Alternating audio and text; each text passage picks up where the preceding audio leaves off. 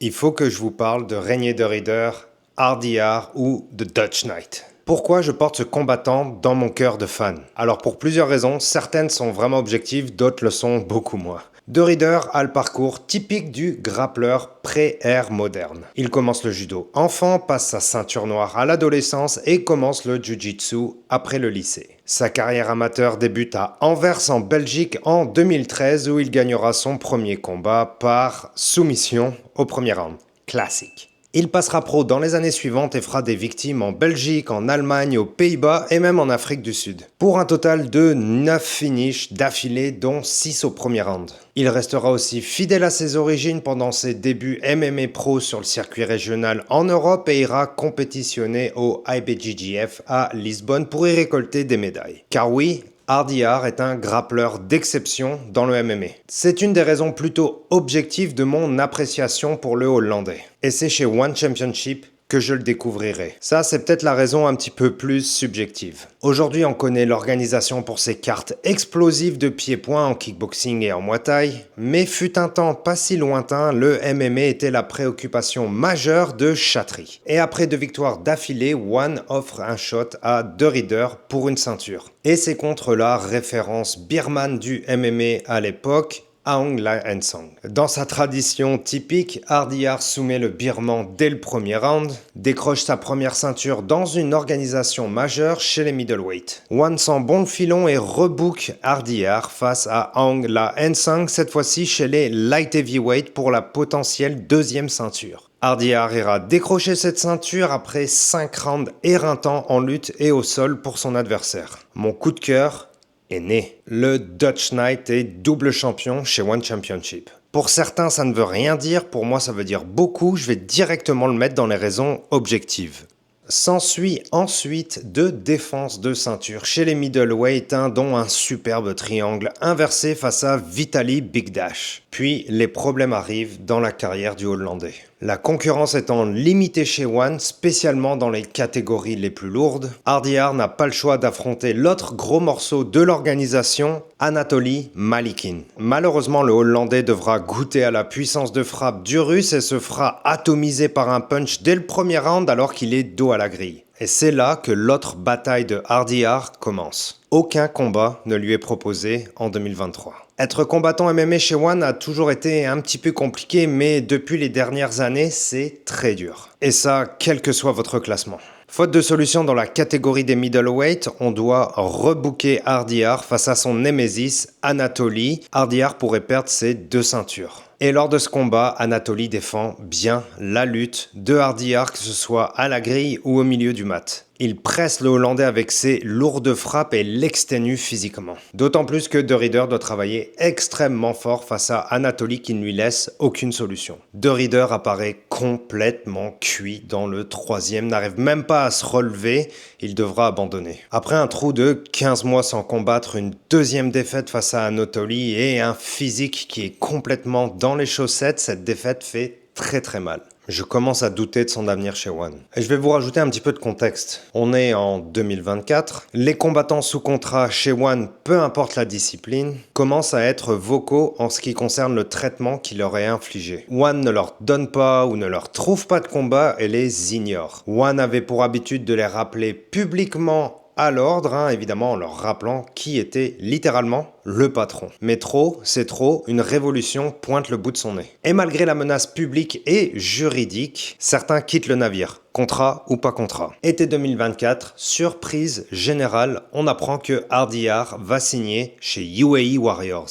Évidemment, je reste un petit peu dubitatif quant à cette annonce, connaissant très bien les conditions chez One Championship. Mais non, ça n'est pas une menace, pas une tactique d'intimidation de la part du Hollandais. Il va se battre en juillet 2024 pour battre son adversaire au premier round. Mais je vous avoue que le vrai combat pour moi, c'était contre son employeur One Championship. Et RDR vient de mettre un gros 18 à Chatri avec ce combat chez UAE Warriors. Je me casse et je me bats ailleurs. Ce gros fuck you à l'organisation m'a énormément plu. Et même si j'adore les cartes de One Championship, vous savez bien que je place l'employé avant l'employeur. N'est-ce pas Julien? Mais attendez, l'histoire n'est pas finie, ça n'est que le début. 2 mois après ce combat chez UAE, RDR signe officiellement au UFC. Le courage paye. Le sum de Chatri doit être au max. Le UFC signe un ex-double champ du One Championship.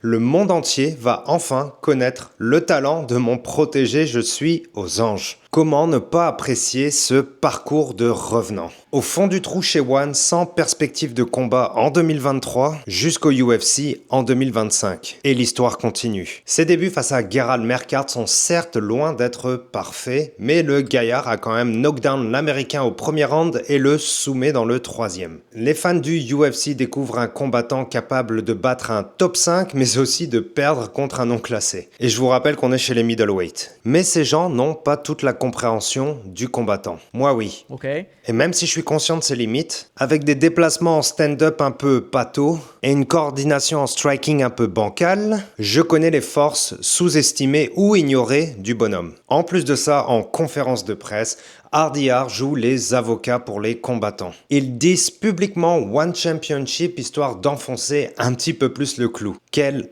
homme. Oui, c'est un combattant, mais c'est aussi un homme. Et ça, encore une fois, je vais le mec du côté objectif. Pas le temps de niaiser, le UFC le rebook 2 mois plus tard.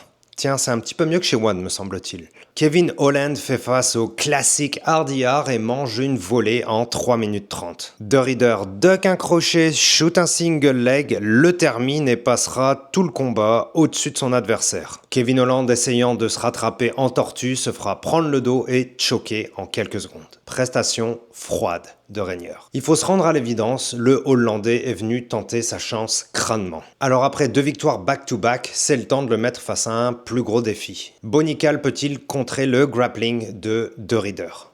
Non. Le Hollandais gère bien l'Américain en lutte, même dos à la grille. Passe de sales genoux sur des phases de clinch ou de 50-50, calmant un petit peu les ardeurs de Bonical. Il nous passera un beau Uchimata dans le premier round et mettra même Bonical sur le dos, lui le gros lutteur universitaire. Il passera de la demi-garde au side control, bref, belle domination dans le premier round. Mais nous ne sommes pas forcément à la fin de nos surprises. Bonical a finalement mangé ce genou de trop au corps, puis s'est fait enchaîner avec un punch au visage pour se faire terminer proche de la grille.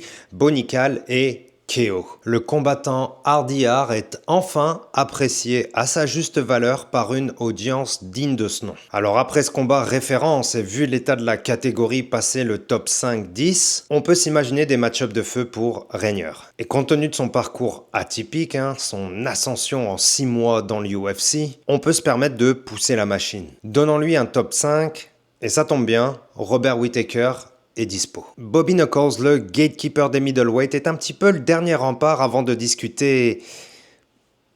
Enfin, vous voyez ce que je veux dire. Je veux pas en parler à voix haute. La dernière chose que je veux passer à mon protégé, c'est ma poisse légendaire. Je n'en reviens toujours pas qu'il y a un peu plus d'1 an, je déprimais à l'idée de voir mon protégé rouillé dans une organisation sans avenir. Aujourd'hui, je parle de son combat à venir contre un des piliers des middleweight au UFC. Dingue. Et rien que ça, c'est peut-être déjà la plus grosse victoire de la vie du Hollandais. Objectivement, je pense qu'il mérite le respect sur son nom. Un gros fuck you à Chatri, un point levé pour ses collègues de travail, une reconnaissance mondiale dans la plus grande organisation de MMA et un match-up zinzin. Merci Rainier The Reader.